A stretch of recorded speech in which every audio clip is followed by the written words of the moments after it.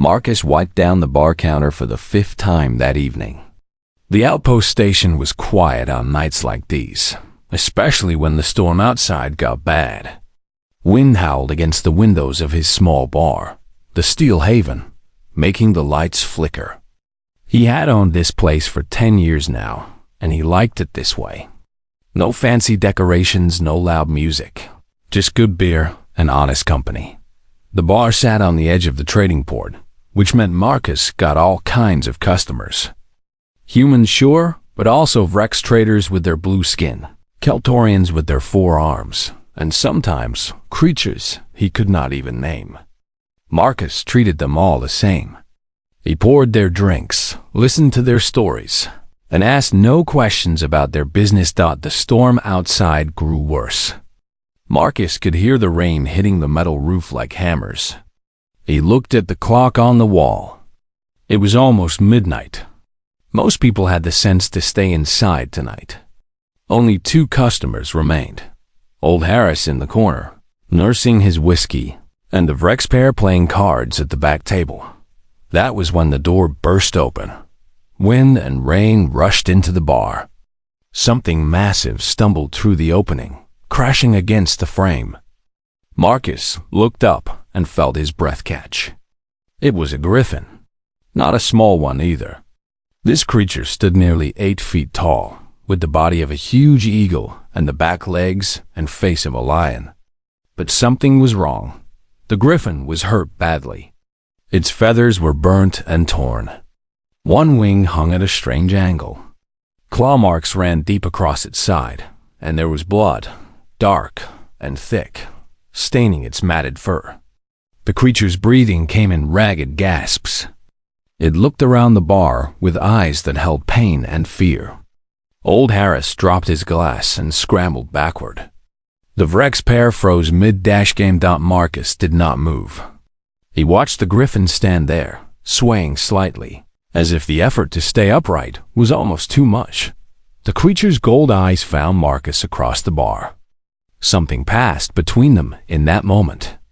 Not understanding exactly, but recognition. This being needed help, and Marcus was the only one standing between it and the door. Marcus set down his cloth and moved slowly around the counter. His movements were calm and steady. He did not run. He did not shout. He just walked forward like he was approaching a frightened horse. The griffin's muscles tensed. Its front talons scraped against the floor. "Easy now," Marcus said quietly. "You are safe here. I will not hurt you." The creature's breathing slowed slightly. Marcus kept walking. He reached out one hand, palm open, moving slowly so the griffin could see what he was doing. The bird's head followed his movement. Those ancient eyes studied him. "Come on," Marcus said. "Let me help you." For a long moment, nothing happened. Then the griffin took a step forward. Its back legs almost gave way, but it caught itself. Marcus moved to its side and gently put a hand on the warm feathers. The griffin did not pull away. "There is a back room," Marcus said. "It is quiet and warm. You can rest there." He guided the creature slowly toward the back. The griffin limped beside him, each step a struggle. By the time they reached the storage room, the bird was barely conscious. Marcus spread some clean blankets on the floor and helped the griffin lie down. The creature's breathing became deeper, more even. Its eyes started to close. Marcus looked at the wounds. They looked bad, but the griffin was still alive. He brought water and clean cloth and did what he could to clean the worst of the cuts. The creature did not wake. When he finished, Marcus covered the griffin with an extra blanket and stood back. He walked back to the main bar, closing the door behind him quietly. Old Harris was standing now, shaking. "What in the name of the 7 hells is that thing?" "An animal that needed help," Marcus said simply. "Same as anything else." "That is a griffin," the Vrex at the back table shouted. His 4 arms gestured wildly. "Do you know what those creatures can do? They can tear through military-grade armor. They are dangerous. Marcus picked up a glass and began to clean it. It is not dangerous right now. It is hurt and scared, just like any wounded animal would be. You have lost your mind, old Harris said. He gathered his coat. I am leaving. If that thing wakes up and kills everyone here, do not expect me to warn you. Marcus shrugged. The door is there if you want to go. Harris left, cursing under his breath. The Vrex pair also packed up their cards. They left too, though the second one paused at the door and said something in his own language. It did not sound friendly, and then Marcus was alone. He poured himself a drink and sat at the bar. The storm continued outside. He thought about the Griffin in the back room. It had been running from something. That much was clear. The burns looked like weapons fire. The claw marks looked like something had clawed at it while it tried to escape. Marcus did not know much about griffins. He knew they were rare. He knew they were supposed to be smart, intelligent beings who lived for a very long time. He knew they were respected across the galaxy, though most people feared them. But he also knew that a creature in pain was just a creature in pain. It did not matter if it had wings or 4 legs or no legs at all.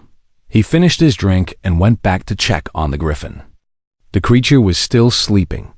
Its breathing was steady now. Marcus brought more blankets and water. He sat nearby for a while, just listening to the animal breathe. Around 2 in the morning, the Griffin's eyes opened. They were clearer now, less clouded with pain. The creature looked at Marcus, sitting there in the dark, and made a low, rumbling sound.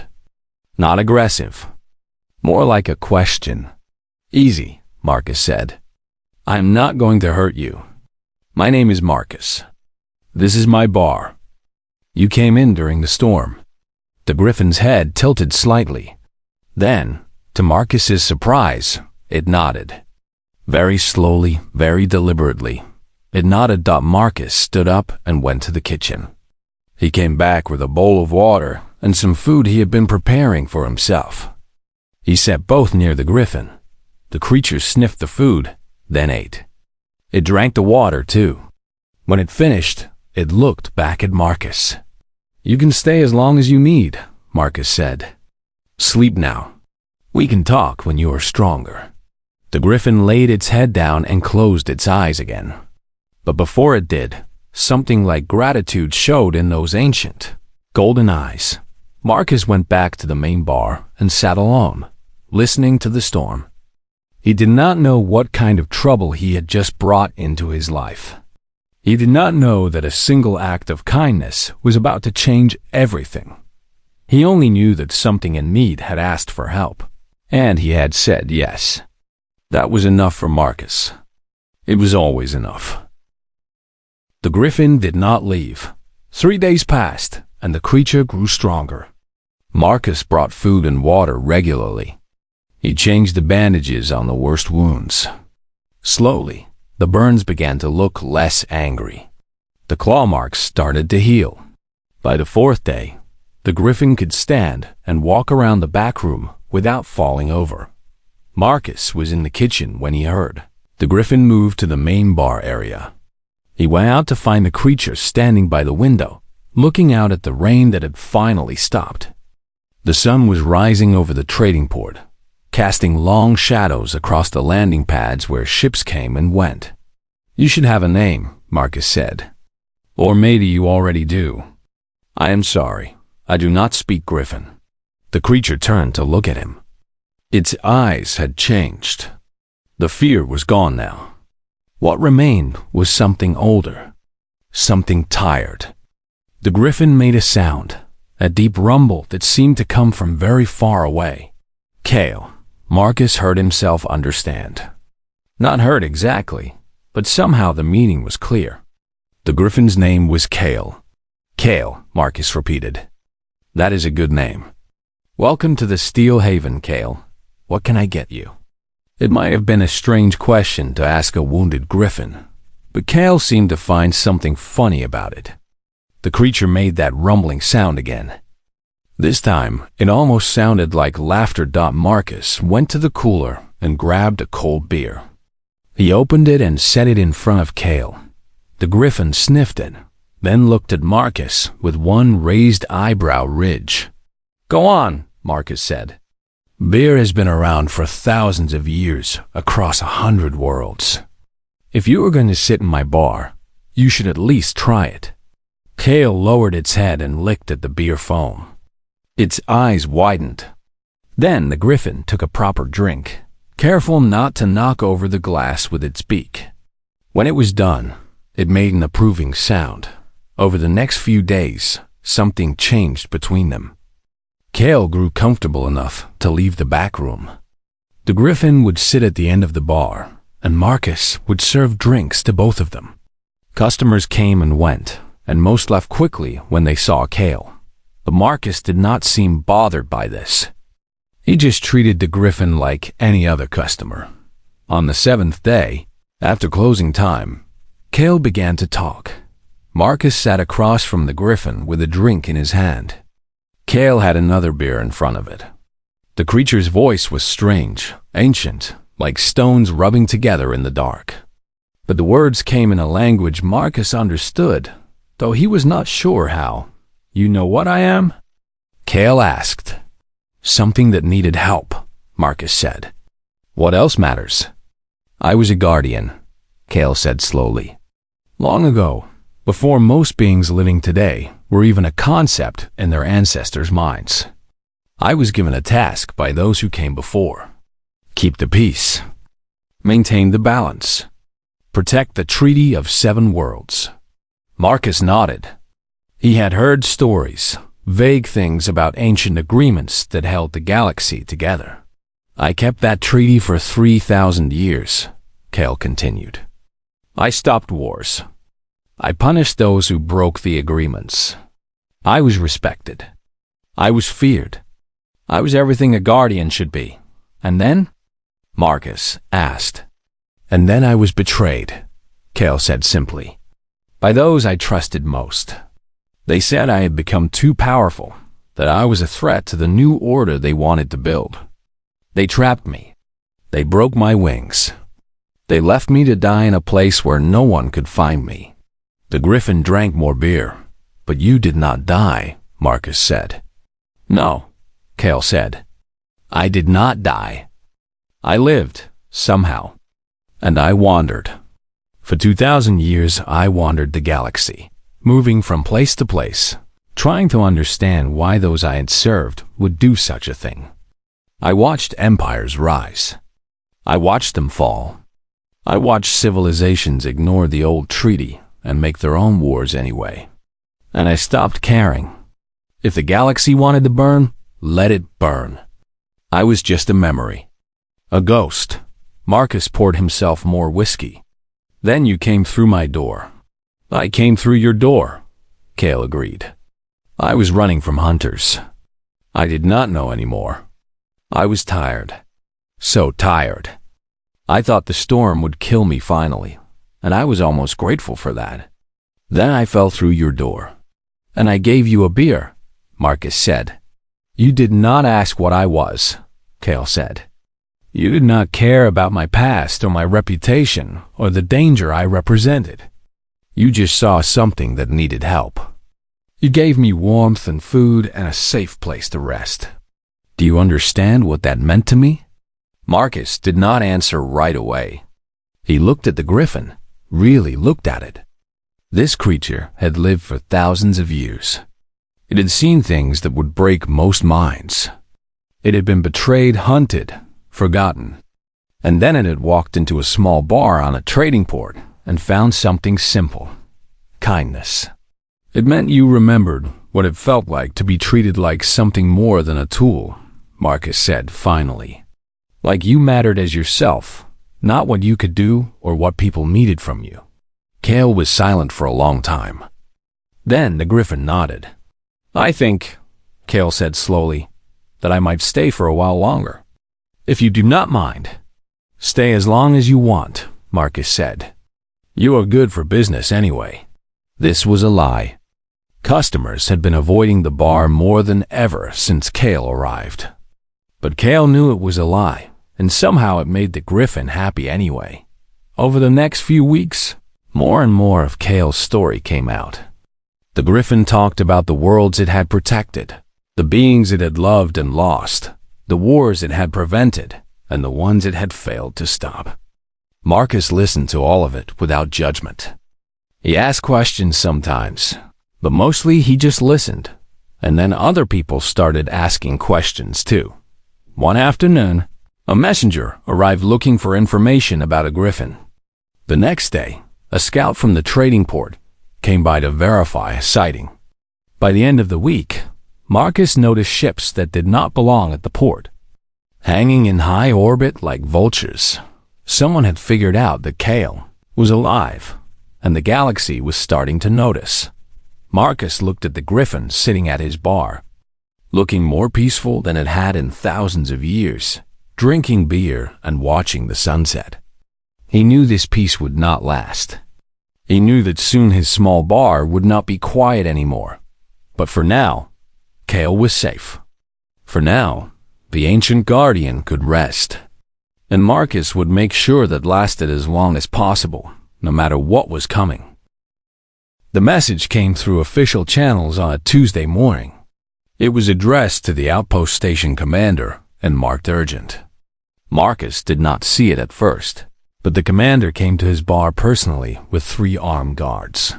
The commander was a tall human named David, with gray in his hair and a look that said he had seen too much of the galaxy to be surprised by anything.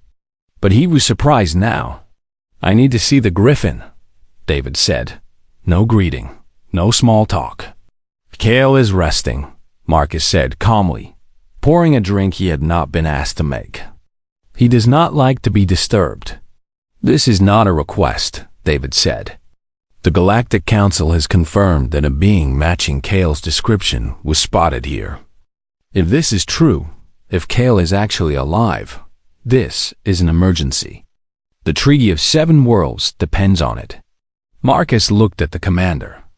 Then he looked at Kale, who had raised his head from the back of the bar. The Griffin's ancient eyes studied David for a long moment. "I am here," Kale said simply. David's face went pale. The guards behind him tensed, their hands moving toward weapons.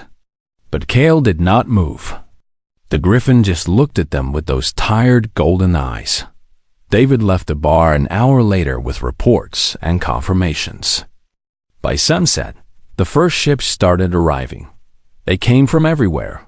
Representatives from the Keltorian Empire, Rex scientists who had studied Kale's history in dusty archives, envoys from the 3 human colonies, even a delegate from the Sarn Collective, beings who had never left their home world in 1,000 years. Came to the trading port. They all wanted to see Kale. Within 2 days, the Steel Haven had become the most important location in the known galaxy. Ships filled every available landing pad.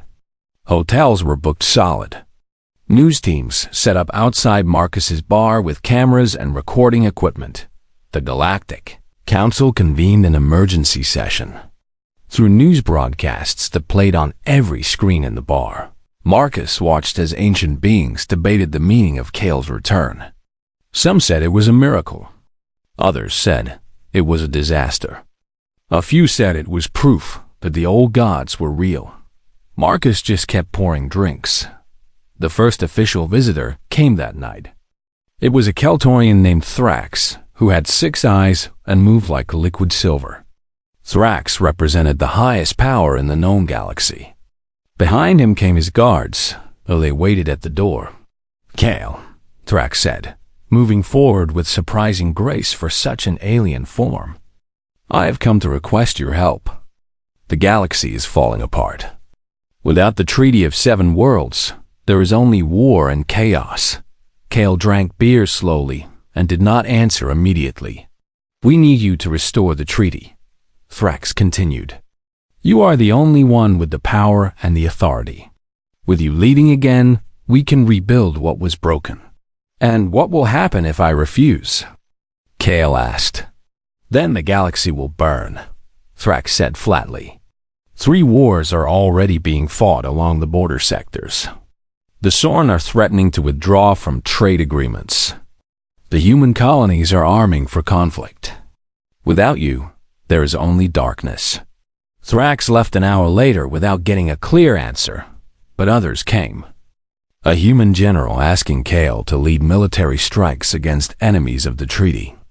A Vrex philosopher asking the Griffin to return to ancient ways of wisdom. A Sorn representative bringing offers of power and resources beyond measure. Each one wanted Kale for something different. Each one believed that what they wanted was what the galaxy needed. Marcus watched all of this unfold, and his concern grew deeper. He could see what was happening. The galaxy was not asking for Kale the being. They were asking for Kale the legend, the tool, the weapon, the solution. On the 3rd night after the first official visitor arrived, Marcus and Kale were alone after closing time. The rest of the galaxy had reluctantly to give the Griffin 1 night of peace. You could save them, Marcus said. He was not asking a question. Yes, Kale agreed. I could. With my authority and power, I could force the weak governments to obey. I could restore the treaty. I could make peace. But you do not want to, Marcus said. I did not want to, Kale corrected. For 2,000 years, I did not want to. Being needed, being used, being feared. It was all part of what broke me in the first place. The Griffin looked at the window where news vans were still parked outside. Reporters speaking into cameras. People arguing about what should happen to Kale. They are not asking for me, Kale said. They are asking for the idea of me. They want the legend. They want the guardian who is stronger than anyone else, who can force order on the chaos. They do not want Kale.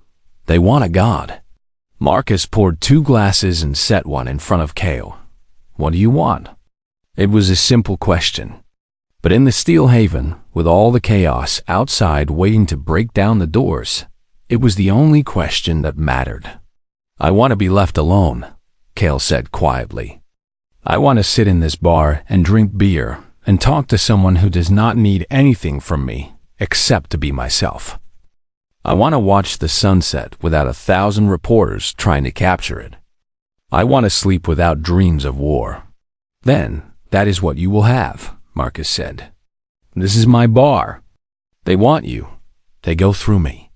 Kale made a sound that might have been laughter. You would stand against the Galactic Council for me? Without hesitation, Marcus said. The Griffin looked at Marcus with those ancient, golden eyes, and for just a moment, something in the universe felt different. It was as if time itself had paused to acknowledge the truth of what had been said. Then the doors to the Steel Haven shook as someone pounded on them from outside. We need to speak with Kale immediately, a voice shouted. The situation has become critical. There has been an attack. The eastern sector is in full war. Marcus and Kale looked at each other. The moment of peace was over. The galaxy wanted its savior back. And they were not going to accept no for an answer. Marcus walked toward the door, but Kale put a wing on his shoulder. Let them in, Kale said calmly. This is the choice I must face. But I will face it knowing that someone believes in me as myself, not as what they need me to be. That is more than I have had in 2,000 years. Marcus opened the door. The crowd rushed in, desperate, pleading, demanding. The galaxy had come to collect its debt, but the Griffin stood there, calm and patient, ready to show them all that there was another way. The next 3 days were chaos. The bar that had been quiet and peaceful became a war room. Military officers gave reports. Scientists shared data. Politicians argued.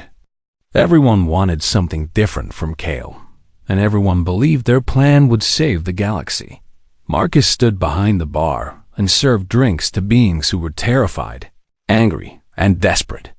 He watched Kale sit at the center of it all, listening to each voice, each plea, each demand. The Griffin did not sleep. The Griffin barely ate. The weight of the entire galaxy pressed down on shoulders that had already carried too much for too long. On the second night, the first message came from the enemy. Not through official channels, but through a pirate broadcast that was picked up by every news station in the galaxy. It was a being named Vortex, a creature of shadow and hunger who had been sealed away thousands of years ago by the old treaty. Vortex spoke with a voice like breaking glass. "Kale, you may have returned, but you are not the guardian you once were. You are old now, weak. The worlds that sealed me away are not as strong anymore. I am coming for you. I am coming for your new friends in that pathetic bar, and I will burn the treaty from the sky." Then the broadcast ended. Military forces mobilized. Ships moved into position. The council wanted Kale to lead them in a direct assault against Vortex. They promised weapons, soldiers, resources without limit. They told Kale it was the only way, but Kale refused. "I will not lead another war," the Griffin said. "I will not become the same tool I was before. There is another way." "There is no other way," General Patricia Hartley said. She was one of the most powerful human military commanders in the galaxy, and she was furious. "Vortex will destroy everything. Millions will die. You have the power to stop it. What kind of guardian refuses to defend the innocent?" Kale looked at the general with those tired eyes. "The kind of guardian who learned that sometimes the best way to defend is not to fight." Marcus watched from behind the bar. He understood what Kale was doing, but he was not sure it would work. Sometimes the galaxy wanted more than just good intentions. Sometimes it wanted strength, force, power. The third night, word came that Vortex was entering the system. The news was like a shock through the galaxy. All the military forces gathered to meet the threat. Kale stood on the observation deck of the station and looked out at the approaching darkness. Marcus stood beside the Griffin, saying nothing, just being there. "I'm afraid," Kale said quietly. "I know," Marcus replied. "Not a Vortex," Kale continued. "I could fight Vortex. I could probably even win. But then I would become what I was before. A tool of war. A machine built for violence. And I would lose the only thing that has made me feel human in 2,000 years. "What is that?" Marcus asked, though he thought he knew. "Someone who cares about me, not what I can do," Kale said. "Someone who would give me beer and ask nothing but that I sit and talk and simply exist." Marcus did not know what to say to that, so he said nothing. They stood together and watched the darkness grow larger. Then Marcus did something that surprised even himself. He went back to the bar and poured 2 glasses of whiskey. He brought them back to Kale, and the Griffin drank one down. Together they watched as Vortex entered the outer systems. But something unexpected happened. As Vortex moved through space, it was not met with military forces. Instead, it found ships from every species in the known galaxy. Humans, Keltorians, Rex, Sorn, and dozens of others. They did not come to fight. They came to stand together. And at the front of this gathering was Marcus's bar, broadcasting a single message to Vortex on every channel in the galaxy. It was Kale's voice. "I will not fight you," Kale said, "but I will ask you to listen. I was your jailer once. I helped seal you away. But I did not understand then what I understand now. You were afraid. You were hungry because you thought there was not enough.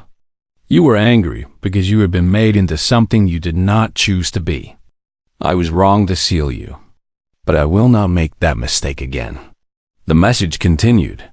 Kale spoke of understanding instead of force, of giving Vortex a choice instead of a cage, of building a new treaty that included room for beings that the old treaty had rejected. Vortex came closer.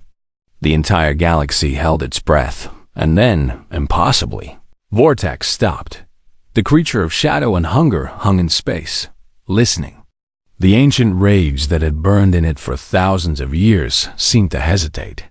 General Hartley was shouting from the command center, demanding authorization to attack. The Galactic Council was in emergency session, voting on military action. Military commanders were preparing to give the order, but Kale did not call for war. Instead, the Griffin sent a small shuttle to meet Vortex. Just one shuttle, with Kale inside it, moving toward the creature with no weapons, no guards. Nothing but an ancient being who had decided that peace was worth more than power. Marcus watched from the bar, his hands shaking. He had convinced Kale that there was another way, but he had not been certain it would actually work. Now he was not sure if he had led the Griffin to sacrifice or salvation. The shuttle made contact with Vortex. Then there was silence. The entire galaxy went silent. Ships hung in space. People stopped their arguments. News stations held their broadcasts. Everyone waited to see what would happen, and then Vortex's response came through. "I accept," the creature said, its voice still harsh, but with something different in it now. Not hunger, but something almost like hope. "I accept the choice you offer. The war ends here." It took 3 more days for Kale and Vortex to arrange the details. But in the end, Vortex agreed to join the rebuilt treaty. The creature would be given a world of its own, with no cages, no ceiling, just respect and a place in the galaxy. When Kale returned to the Steel Haven, the Griffin looked more tired than ever. But there was peace in the ancient eyes. "You did it," Marcus said, setting down a cold beer. "We did it," Kale corrected. "You showed me that there was another way. I simply had the power to make it real." Marcus nodded. He understood now that this was what humans could do. They could not always be the strongest or the fastest or the most powerful, but they could show others that there was a path beyond power. That was human strength, and it was worth more than anything else in the galaxy. The Galactic Council did not understand at first. They had expected Kale to use force to bring Vortex into line. They had expected violence, submission, the crushing of the darkness into compliance.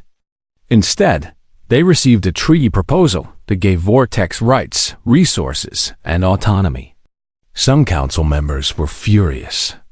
A few walked out of the chambers, but most stayed and listened to what Kale had to say. "The old way was force," Kale explained. "We held power through strength and fear. It worked for a time, but it created resentment.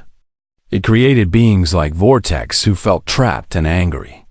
I am offering a new way, a treaty built on understanding and equality. The darkness will have a place, and in return, it will help maintain the balance." "This is madness," said one of the older council members. "We will be torn apart from within. We will be stronger," Kale said, "because every being will be choosing to be part of this galaxy, not forced into it." Over the next month, Kale traveled to every corner of known space. The Griffin met with hostile species, with beings that had been enemies for generations, with creatures that had sworn they would never make peace. And everywhere Kale went, something changed. Not through force, but through stories. Kale told them about Marcus, about a human bar owner who asked nothing of a wounded stranger except that it rest and heal. About simple kindness that held more power than weapons. About seeing beings as themselves, not as tools or threats or obstacles. The Rex scientists recorded these meetings. The Keltorian philosophers published Kale's words across their networks. Even humans, scattered across distant colonies, heard the story of the Griffin and the bar owner who had changed the galaxy. One reporter asked Kale where this wisdom came from. "From watching someone treat me as I am, not as I should be," Kale answered. "Humans are strange creatures. They are physically fragile. They live short lives. They have no special powers or abilities. Yet they understand something that took me 3,000 years to learn. They understand that the most powerful thing in the universe is choosing to care about someone anyway. The reporter seemed confused by this answer, but Kale did not try to explain further. Some truths could not be explained. They could only be lived. 6 months after Vortex agreed to the new treaty, the Steel Haven was still busy, but in a different way now. The news vans were gone. The emergency sessions had ended. Life returned to normal, or at least to what normal meant now. But Marcus's bar had become something new. It was a symbol. Beings from across the galaxy came to sit where Kale had sat, to drink where the ancient guardian had found peace, to understand the place where everything had changed. Marcus did not make a big deal out of it. He just kept doing what he had always done. He served drinks. He asked customers about their journeys. He treated everyone with the same quiet respect. The bar was exactly as it had been, except the universe had learned to see it differently. Kale still came to the bar most nights. The Griffin no longer sat at the counter as a refugee or a patient. Now the ancient being came as a friend, sometimes to rest between diplomatic missions, sometimes just to drink beer and watch the sunset. The Galactic Council had formally asked Kale to be the guardian of the new treaty, but the Griffin had refused. Instead, Kale asked for a different title. The Council agreed to make the Griffin an ambassador instead. It was a position with no military power, no authority to command. Only the power to speak and to listen. It was exactly what Kale had wanted. One evening, about a year after Kale had stumbled through Marcus's door, the bar was nearly empty. Just a few regular customers in the corners. Marcus was cleaning glasses when Kale came in. The Griffin looked different now. The burns had healed completely. The limp was gone. The ancient eyes were still wise, but they were also peaceful. Kale looked like what Kale truly was. Not a weapon or a tool or a legend. Just an old being who had finally found rest. I received a message from the 3 human colonies today, Kale said, settling onto the stool. They want to send young humans to study the new treaty. They call it the School of Kale. Marcus poured a beer without being asked. How do you feel about that? Complicated, Kale admitted, but also grateful. These young humans, they will learn that strength does not come from force. They will learn that the most powerful beings in the universe are those who can choose compassion anyway. That is what your kind teaches. It should not be taught only to Griffins. Marcus nodded and set the beer in front of his friend. The storm that night was not as bad as the one that had brought Kale to the bar a year ago. Rain fell gently on the windows. The lights of the trading port twinkled in the distance. Everything was quiet and peaceful. Then the door opened. It was not dramatic. There was no crash of wind or desperate stumbling. A small Kaltorian child shuffled through the door, soaked in rain and looking lost. The young being's 4 eyes were filled with fear and confusion. Everyone in the bar looked up, waiting to see what Marcus would do. Marcus set down his glass and moved from behind the counter. He walked toward the child with the same calm, steady movements he had used when approaching Kale a year ago. Come on, Marcus said gently. You are safe here. What is your name? The child made a sound that seemed to mean Keitra. Welcome to the Steel Haven, Keitra, Marcus said. Let me help you. Kale watched from the bar, the ancient eyes understanding everything. This was how it would go now. This was how the galaxy would change. Not through grand gestures or military power, but through each human doing what Marcus was doing, treating the lost as beings worthy of care, seeing the scared as creatures deserving of safety. The ripples would spread. They would touch the far corners of the galaxy.